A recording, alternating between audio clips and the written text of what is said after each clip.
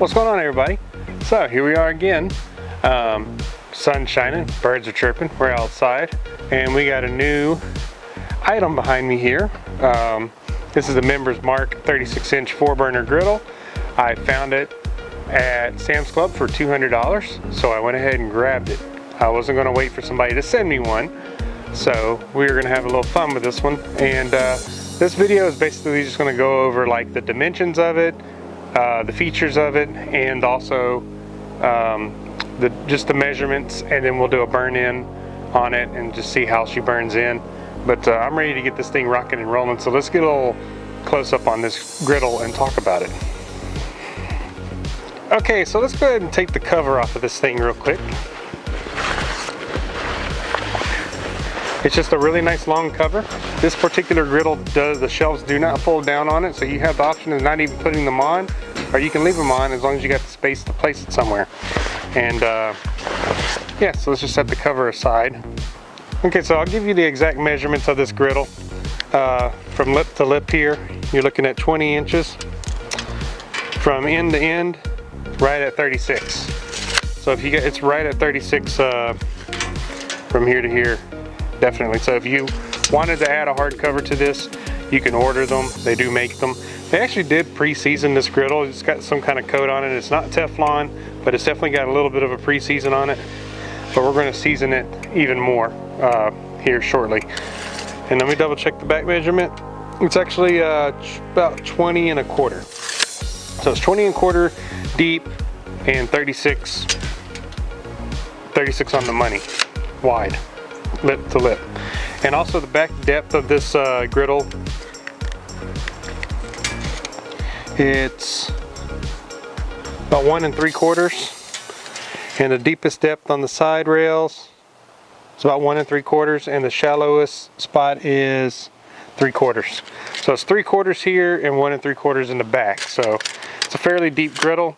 Let's bring the camera in and take a closer look at it. Okay, you see this griddle? It came with some sticky advertisement stuff that I'm just going to peel off on the side shelves here. At least it's not that super annoying sticker that tends to tear when you peel it off. It is a pretty strong sticker though, to say the least. Just going to peel it off both sides here right quick.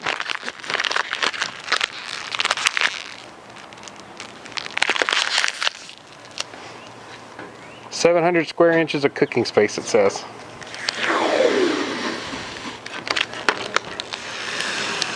And if you get any like leftover sticky stuff, Goo Gone will take care of it. Which looks like I'll have to use on this side. Some of the sticky stuff did not come off. Alright, let's talk about the grease management system here. We have a hole in the center, or the front center of the griddle. And you have a collection tray in the middle, and it did come with 3 foil pans. Cool thing about this is these are these standard foil pans you can find most places. So I'll probably rack up on a bunch of these just to keep them in stock, but for now they can just sit in there. But yeah, I like the front slide out collection. That's pretty nice. I also dig the full stainless steel front and the stainless knobs. That's a real nice touch that they added to the griddle. And you have a pretty spacious bottom shelf underneath to put stuff on. Now I will say this griddle was a little bit of a pain to put together. It's a 2-man job really, but it wasn't difficult to put together. It was just kind of awkward. And I've seen other griddles go together way easier. This one, the whole bottom had to be put together basically. The legs, everything had to be like joined together and all. It wasn't just a simple pop down and hook the legs up or anything like that. So let's take a look at the burner system.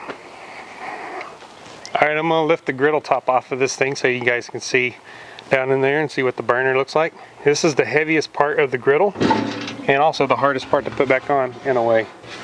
So I'm just going to take it and set her down. But it's heavy rolled steel, man. It's definitely heavy stuff. Lock the wheels so this thing don't move on me. So anyways, You see there are no back supports for the griddle itself. You just immediately see the exposed 4 burners. Some griddles do have little metal supports. I don't understand why, because the griddle piece itself is so solid. Don't really think you have to worry about it caving in or anything, or what the purpose of that is. But it's got its little grease drip tube here, so it doesn't splatter underneath, it goes straight down and into the drip cup. Got 4 nice stainless burners here, and you'll see the burner here. This burner right here has an igniter on it, so you always got to start this one first and then start the one next to it, and then so forth and so on down the line. So you always want to start the 3rd burner that has the igniter, and then ignite the ones next to it, and then the last one. And it allows you to create different heat zones as well, having these different burners, like most 4-burner griddles do. So it's not a electric igniter, it's basically just a turn and it strikes. So if you push in and turn, it'll spark and start the burner. I don't have any propane hooked up to it right now, but the idea is when you turn it, you turn your propane on, then you turn this to turn it on, and the striker kicks in while you turn. So let's go ahead and get this thing seasoned up and see how she goes. This griddle also has nice locking casters for wheels. You can basically just, lift them up with your foot, lock them down when you don't want the griddle to move. Since my deck is slanted, because it's designed that way so that the water runs away from the house whenever it rains, I did have to adjust the griddle level. So I raised this side up a little bit in the back, because there are adjusters on this griddle that you can turn that kind of levels it out. So now my griddle is sitting evenly, and it does slant towards the front, so the grease will want to run to the front of the griddle. We'll see how that performs when I'm cooking with it, but it's designed to do that because the drain is in the front. So let's go ahead and hook the propane up. Alright, we have a propane tank here. I was just quick connecting it right quick. Before I bother connecting it, we're just going to check for leaks. I've got it on. I don't hear any hissing or anything. We're just going to spray the connections with some soapy water I have here. And up here as well. Look for any bubbling or anything. I think we're good. They tell you to test these kind of things before you actually start grilling for safety reasons, and looks like they assembled this perfectly fine. So I did do this already with my other propane tank I bought. I have a faulty connection on that tank, so I'm gonna reach out to AmeriGas or Walmart or whoever I can to see about getting that tank exchanged, since it's still full and I barely used any of it just because of the leak. This one connected fine. So we're going to go ahead and set this up and get the burn in going.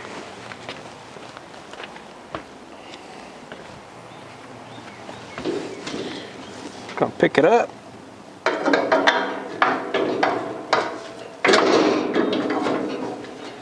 It just sits on there.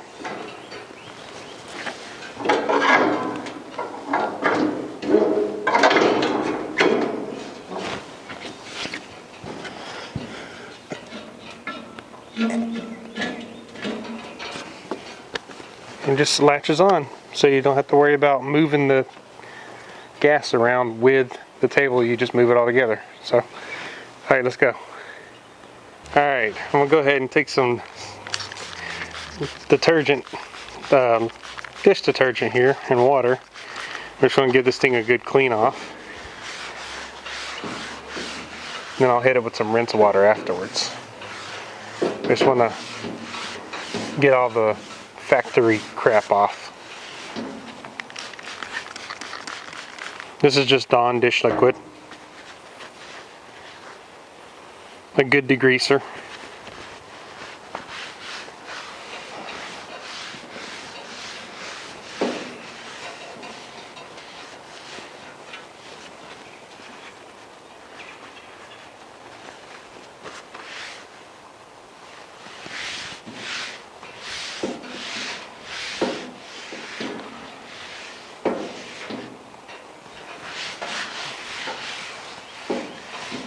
And that's pretty good. Now I'm gonna get some water and rinse it off.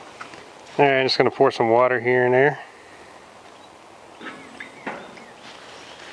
Just kind of give the griddle a rinse off.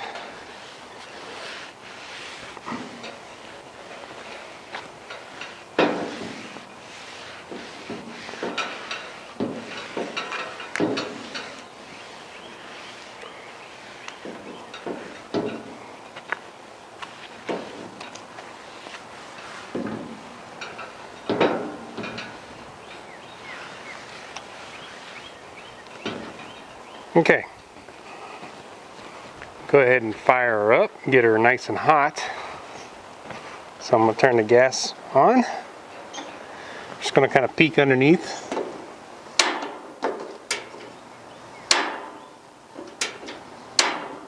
There she is. I'm going to crank her up to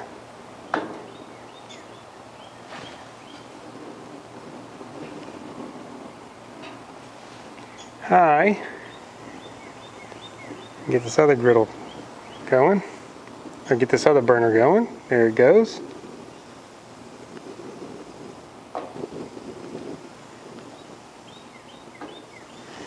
I see, middle is high.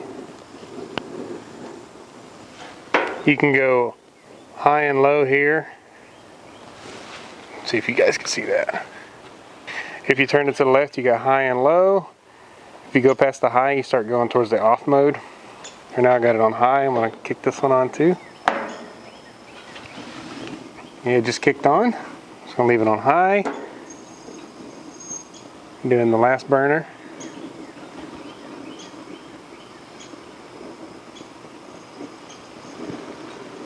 And it just kicked on too.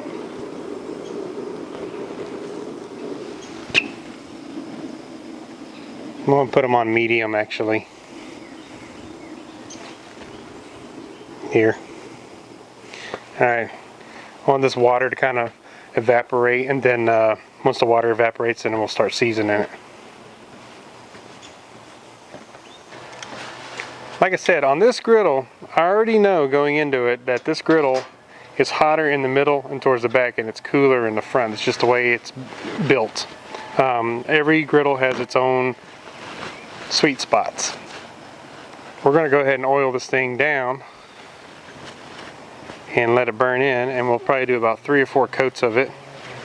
I'm just going to use a paper towel, pair of tongs, and we're going to put a bead of oil down the middle, like so. Just going to kind of smear that oil about the griddle.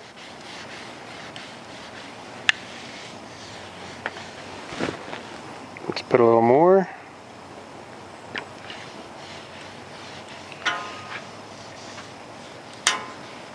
I'm also going to get the back of the griddle as well, so it's protected from rust. Get the top edges.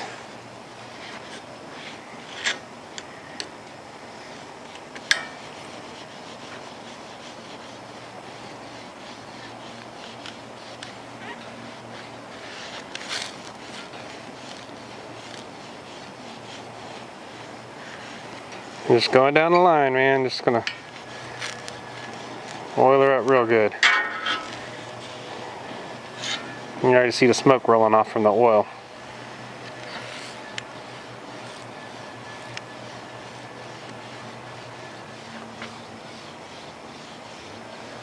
And that's what we want, man. Alright, that's one coat. We'll let it burn in.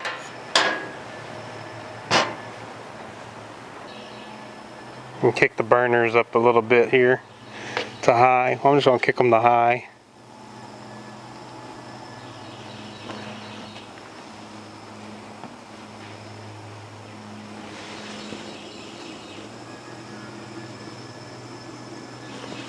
Yeah, really starting to smoke now. You can already see dark spots here and here. You can see where the heat concentrates on this griddle. This is a good way, like when you buy a griddle, to know where your hot spots are. Just pay attention to that when you're curing your griddle. And like people have said, it is hotter on this particular griddle. It is hotter towards the back than in the front. So think about that when you're setting food aside for cool zones or whatever. Like me, I'd probably just have one dialed real low for a cool zone, but if maybe you needed to use more of the space, you could just move everything more towards the front and it wouldn't cook as hot. But yeah, this is awesome. I'm excited about it.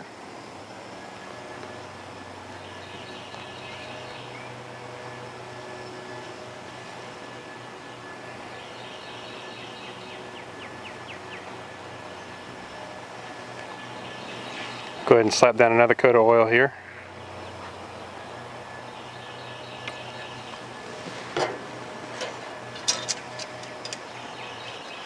Mop it around.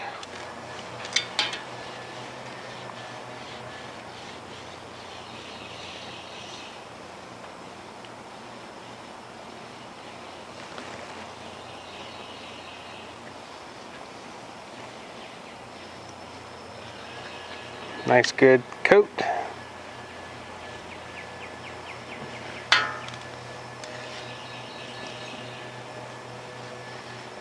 And get the rim again.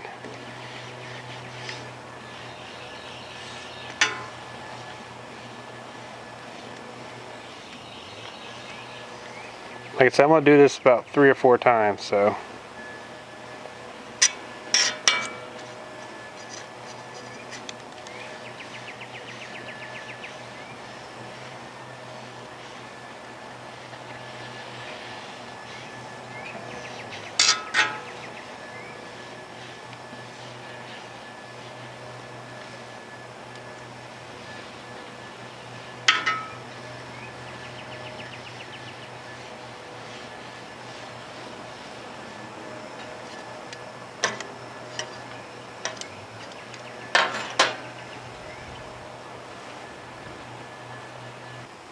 Good thing you do these things outside, man, because it really does smoke up pretty good.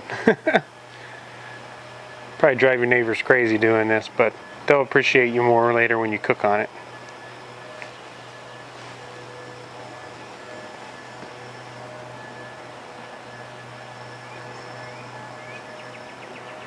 Now I'm looking at like the individual burner performance. Looks like these 2 burners can get really hot. These ones are not as hot. Alright, as you guys can see, I've got about 3 coats of oil on it so far. And she tends to season more in the back than the front. Like I said, I was aware of that when I bought this griddle. Just know that the back is going to be your hotter area and the front's going to be your cooler area. So if you were to sear steaks or anything, you'd want to put them center back, basically, on this griddle. Didn't really season much in the front so far, so we'll see how this goes over time with me cooking and everything on it. But like I said, it was only 200 bucks, and I think it actually will work out fine for cooking. And I may either keep the shelves on or I may take them off, we'll see. Oh, and I did forget to mention that it does come with a scraper tool and these little tool hooks for the shelves. So yeah, man, not bad. And I'll have to get some, like I said, I'll get some Goo Gone and get this sticky residue stuff off. But I can't complain, man. I really like the look of it. I really like the finish on it. And I really like where the grease trap is. I like how it's a drawer you pull out and just throw stuff out. So anyways, let's bring you back to me real quick. Alright, so we'll see how this thing goes. I'll do some cooks on it, video them, and give you my honest impression of it. But I think I'm going to be happy with it, and I'm going to keep it outside, just covered, and I may get a hard cover for it. We'll see. By the time I actually spend money on a hardcover, I probably could have got a Blackstone or for about the same price, or older style Blackstone, I should say, like an older model. I think they're running about 280 to 290 bucks. This one came with a cover. We'll see how waterproof it is and if I need to go the hardcover route. So anyways, guys, thanks for checking out this video, and we'll do some more videos here soon of me cooking on this thing and see how it goes. Cheers.